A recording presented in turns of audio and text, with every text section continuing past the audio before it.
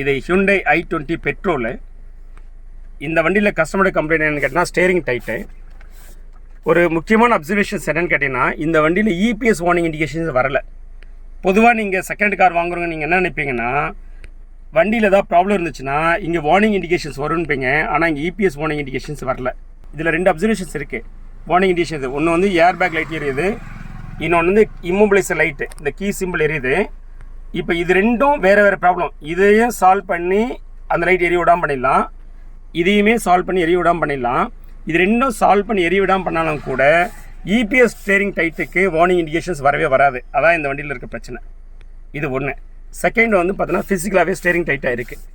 இந்த வண்டியை ஸ்கேன் பண்ணினதில் இந்த எரர் கோட்லாம் இருக்குது. Motor current excessive overflow, motor current insufficient flow, then EPS module precharge circuit malfunctions. இந்த 3 எரர் கோடு இருக்குது. இந்த வண்டியில் இபிஎஸ் மோட்டர் தான் ஃபால்ட்டு. அதை டயக்னோஸ் பண்ணி இப்போ புது இபிஎஸ் மோட்டர் இதில் நம்ம ஃபிக்ஸ் பண்ணிவிட்டு இப்போ நம்ம ஸ்கேன் பண்ணுறோம். இது எதுக்காக ஸ்கேன் பண்ணுறோம்? இபிஎஸ் மோட்டர் நம்ம ஃபிக்ஸ் பண்ணிட்டோம் அப்படின்னா இப்போ அந்த பழைய டிடிசி கோடெலாம் கண்டிப்பாக கிளியர் பண்ணி விடணும். இல்லாட்டி அடுத்த டைம் வந்து இது கன்ஃபியூஸ் ஏற்படுத்தும். நிறைய பேர் இதுதான் மிஸ் பண்ணிடுறாங்க. இப்போது இங்கே பாருங்கள், இந்த பழைய டிடிசி கோடு இது நம்ம ஹிஸ்ட்ரியில் இருக்க பாருங்கள். Motor current excessive overflow, motor current insufficient flow, then EPS module precharge circuit malfunctions. இந்த 3 எரர் கொடுக்கல. இந்த 3 எரர் கூட நம்ம கிளியர் பண்ணிடுவோம். இது கம்பல்சரியாக யார் என்ன ஒர்க் பண்ணாலும் இந்த மாதிரி பழைய டிடிசி கோடை கிளியர் பண்ணிவிட்டு எதுவும் டிடிசி கோடு இல்லாமல் பார்த்துக்கணும். அப்போ தான் நம்ம அடுத்த டைம் நம்ம டிடிசியை ஸ்கேன் பண்ணும்போது வரக்கூடிய எரரை நமக்கு வந்து ஆக்டிவாக யூஸ் பண்ண முடியும். ஸோ இப்போ இதை கிளியர் பண்ணியாச்சு. இப்போ ரீடேட்டா ஸ்ட்ரீமில் செக் பண்ணிடுவோம். இப்போ இக்னிஷன் ஆன் கண்டிஷனில் battery voltage 0, engine RPM 0, measurement voltage 0 to 0.325, target motor current.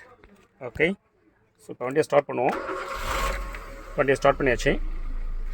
So இப்போது நமக்கு சப்ளை வோல்டேஜ் வந்து பக்கா வந்துருச்சு, 14 வோல்டேஜ். என்ஜின் ஆர்பிஎம் கரெக்டாக வந்துருச்சு. இங்கே நம்ம ரொட்டேட் பண்ணுவோம். பாருங்கள், டார்கெட் மோட்டார் கரண்ட்டும் மெஷர் மோட்டார் கரண்ட்டும் இப்போ வந்து பார்த்தீங்கன்னா சரியாக ஃபங்க்ஷன் ஆகுது, கரெக்டாக வேல்யூ காட்டுது. ஓகே, ஸோ இப்போ பாருங்கள், இங்கே ஃப்ரீயாக இருக்குது பாருங்கள் ஸ்டேரிங் ரொட்டேட் பண்ணுறது. முன்னாடி நம்மளால் சுற்றவே முடியாது, இப்போ ஃப்ரீயாக இருக்குது. சரிங்களா? இந்த ஏர் பேக்கு நம்ம ஒர்க் பண்ண பொறுத்தவரை ஏன்னா கஸ்டமர் நம்மக்கிட்ட இந்த ஒர்க் பண்ண சொல்லி கொடுக்கல. சரியா? இந்த ப்ராப்ளம் ஏற்கனவே அவருக்கு இருக்கான். இசிஎம்முக்காக ஒர்க் பண்ணியிருக்காங்க. ஸோ அதை அவங்க முழுசாக பண்ணி கொடுக்காமட்டு இருக்காங்க. அதனால தான் வந்து எரரோடு இருக்குது. மற்றபடி வந்து பார்த்தீங்கன்னா எல்லா ப்ராப்ளம் சால்வ் ஆகிடுச்சு. அதாவது ஸ்டேரிங் ரிலவெண்ட்டான problems. Viewers, EPS steering tight அப்படின்னா எல்லா நேரமும் வந்து இபிஎஸ் கண்ட்ரோல் மாடலோ இல்லை இசிஎம்ஓ ஃபால்ட்டோ அந்த மாதிரி பெரிய பிரச்சனையாக தான் இருக்கணும் அவசியம் இல்லை. இதை பொறுத்தவரையில் இபிஎஸ் மோட்டார் தான் ஃபால்ட்டு. ஆனால் சரியாக டயக்னோஸ் பண்ணணும். ஒருவேளை நீங்கள் இபிஎஸ் கண்ட்ரோல் மாடலில் ஃபால்ட்டு மாற்றிருந்தீங்கன்னா இபிஎஸ் கண்ட்ரோல் மாடல் வந்து எக்ஸ்பென்சிவ், ஒரு 15,000 அது மாற்றியும் சால்வ் ஆகாத பட்சத்தில் நீங்கள் இபிஎஸ் மோட்டர் மாற்றுறீங்க. ஸோ ஆட் ஆகிட்டே போகும். ஸோ சரியாக டயக்னோஸ் பண்ணி மாற்றிங்கன்னா ஈஸியாக ப்ராப்ளத்தை சால்வ் பண்ணி வெளில வந்துடலாம். வியூவர்ஸ், நம்ம சேனல் இன்னும் சப்ஸ்கிரைப் பண்ண பார்த்தீங்கன்னா please subscribe and then bell button எடுத்துங்க. ஸோ தட் நான் போகிற வீடியோ உங்களுக்கு கம்ப்ளீட் ஆகும். தேங்க்ஸ் சொல்கிறேன் இந்த கஸ்டமருக்கு. என்னென்னா ஒரு பிஸ்னஸும் கொடுத்து எனக்கு வீடியோவும் கேப்சர் பண்ணி தராரு. நன்றி சார். Thank you very much.